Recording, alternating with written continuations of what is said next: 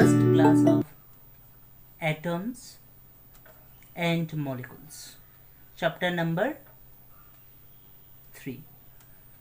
To your first class of atoms and molecules, chapter number 3. देखिए, atoms and molecules chapter जो है, ये atoms and molecules chapter है extremely important. यह foundations बना के चलेगा आपके लिए. क्लास 11 में भी हम इस चैप्टर को फिर से पढ़ेंगे, एटम्स एंड मॉलिक्यूल्स, थोड़ा बहुत इन डिटेल्स में. बट अभी अगर क्लास 9 में हमें कहीं पे भी समझने में हुआ प्रॉब्लम, तो आगे जाकर प्रॉब्लम करेगा. जो बच्चे क्लास 10 में NTSC का एग्ज़ाम देने वाले हो, उनके लिए भी ये टॉपिक बहुत इंपॉर्टेंट है. तो प्लीज़ ध्यान से देखिए एटम्स एंड मॉलिक्यूल्स को. तो सबसे पहले जो हम लोग देखेंगे, सबसे पहले हम ये देखेंगे कि इस चैप्टर में हम सीखेंगे क्या, इस चैप्टर में हमें सीखना क्या है. देखिए, ये जो चैप्टर है, इस चैप्टर का हमारा मेन ऑब्जेक्टिव, इस चैप्टर का हमारा जो मेन ऑब्जेक्टिव है, ये मेन ऑब्जेक्टिव्स मैं आपको बताता हूँ. इस चैप्टर में हम क्या क्या सीखेंगे. इस चैप्टर में हमें एटम्स और मॉलिक्यूल्स के बारे में डिटेल्स में मालूम होगा कि एटम्स क्या होता है और मॉलिक्यूल्स क्या होता है. इन सब के बारे में हमें मालूम होगा अच्छे से. फिर हम लॉ ऑफ केमिकल कॉम्बिनेशंस पढ़ेंगे बच्चों. Law of chemical combinations. और ये लॉ ऑफ केमिकल कॉम्बिनेशंस होता क्या है. ये दुनिया में जितने सारे केमिकल रिएक्शंस आप लोग देख रहे हो ना, हो रहा है, जितने सारे केमिकल रिएक्शंस आप लोग देख रहे हो कि हो रहा है, ये सारे रिएक्शंस कुछ डेफिनेट लॉ या कुछ डेफिनेट पैटर्न से बनता है.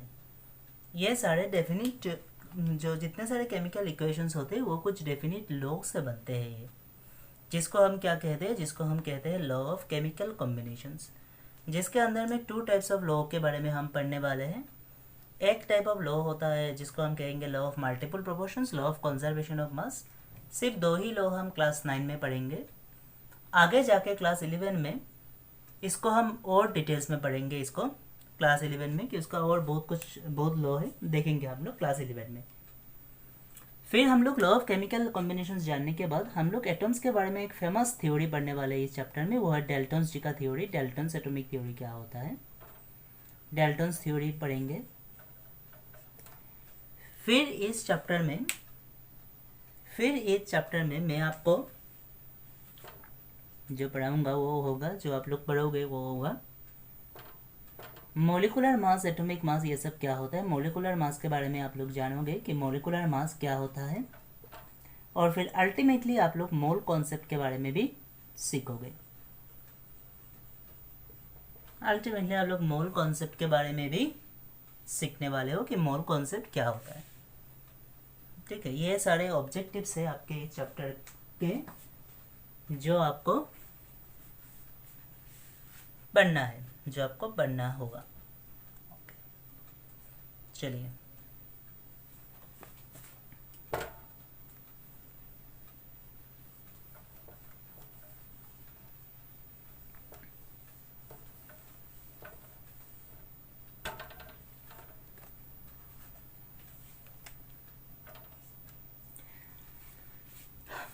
तो अब मैं आप लोगों को बताना चाहता हूँ कि एटॉमिक नंबर का कॉन्सेप्ट है. आप लोगों को हमारे कितने एलिमेंट्स अभी तक हमारे पास नोन एलिमेंट्स है इस वर्ल्ड में. 118 एलिमेंट्स, नोन एलिमेंट्स हमारे पास है इस वर्ल्ड में, इस अर्थ में. ठीक है, हमने पिछले वाले चैप्टर में भी देखा था कि 118 जो है हमारे पास नोन एलिमेंट्स प्रेजेंट होते हैं. अब ये जो 118 नोन एलिमेंट्स हैं, इनमें से ये 118 नोन एलिमेंट्स में मैं आप लोगों को 20 एलिमेंट्स का एटॉमिक नंबर और मास नंबर सिखाऊंगा. 20 एलिमेंट्स का एटॉमिक नंबर, मास नंबर मैं आपको दूंगा, जो आप लोगों को सीखना पड़ेगा बच्चों. तो सीख तो आप लोग हैं, बट मैं आपसे ये बताना चाहता हूँ कि एटॉमिक नंबर एक्चुअली होते क्यों है. क्योंकि हमारा मेन मकसद है, हमें सब कुछ समझना है, हमें रट्टा नहीं लगाना है ऐसे ही. ठीक है, तो देखिए एटॉमिक नंबर्स का मतलब क्या होता है.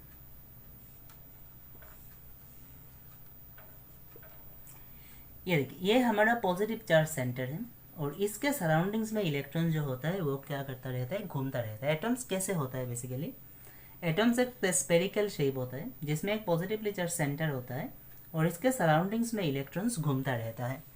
इसके सराउंडिंग्स में इलेक्ट्रॉन्स घूमता रहता है। ठीक है, आप इसको कंपेयर कर सकते हैं, जैसे हमारे सन होता है सेंटर में और इसके सन के सराउंडिंग में हमारे डिफरेंट प्लैनेट्स घूमते रहते हैं। ऐसे ही हमारे एटम्स के बीच में होता है पॉजिटिव चार्ज और इस पॉजिटिव चार्ज को हम क्या कहते हैं, इनको हम कहते हैं न्यूक्लियस। और आप लोगों को दिखाई दे रहा होगा न्यूक्लियस होता है पॉजिटिवली चार्ज्ड और इस न्यूक्लियस के सराउंडिंग्स में इलेक्ट्रॉन्स घूमता रहता है। इस न्यूक्लियस के सराउंडिंग्स में इलेक्ट्रॉन्स घूमता रहता है। ठीक है, ओके। अब ये जो न्यूक्लियस हमारे है, जो पॉजिटिव चार्ज न्यूक्लियस हमारे पास है, इस न्यूक्लियस में क्या क्या होता है देखिए। इस न्यूक्लियस के पास हमारे पास होता है प्रोटॉन। इस न्यूक्लियस में हमारे पास होते हैं प्रोटॉन और न्यूट्रॉन। ये दोनों हमारे न्यूक्लियस में प्रेजेंट होते हैं। और हमारे जो इलेक्ट्रॉन्स होते हैं, हमारे इलेक्ट्रॉन्स के चार्ज होते हैं नेगेटिव चार्ज। तो ये हमारे एटम्स का इन जनरल स्ट्रक्चर। ये कैसे एटम्स का ये स्ट्रक्चर आया और एटम का स्ट्रक्चर ये क्यों है, इसको हम लोग आगे जाके पढ़ेंगे डिटेल्स में। ठीक है, तो अभी बच्चों देखिए,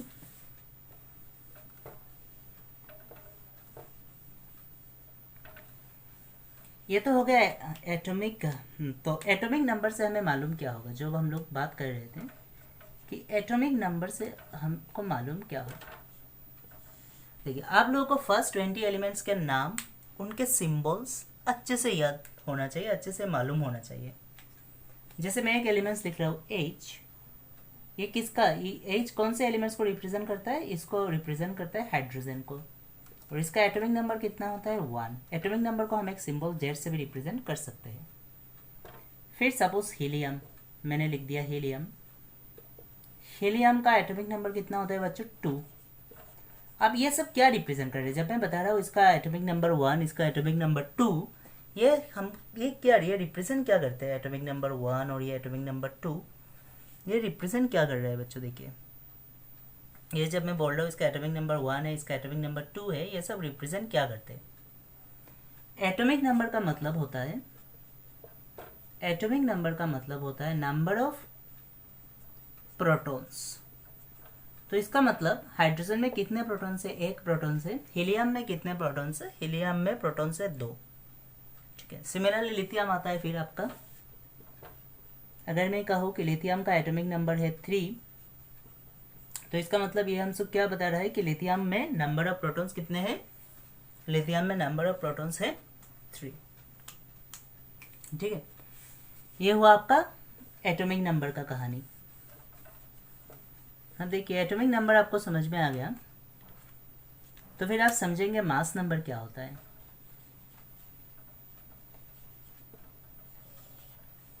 एटॉमिक नंबर आप लोगों को समझ में आ गया, फिर आप लोग समझिए कि ये मास नंबर क्या होता है। देखिए, मास नंबर रिप्रेजेंट करता है, मास नंबर को हम रिप्रेजेंट करेंगे सिंबल ऐसे, जैसे हीलियम ले लीजिए। हीलियम का मास नंबर है 4, लिथियम का मास नंबर है 7। मास नंबर से हमको क्या मिलेगा, मास नंबर से हमें मिलेगा number of protons plus number of neutrons कितने होते हैं,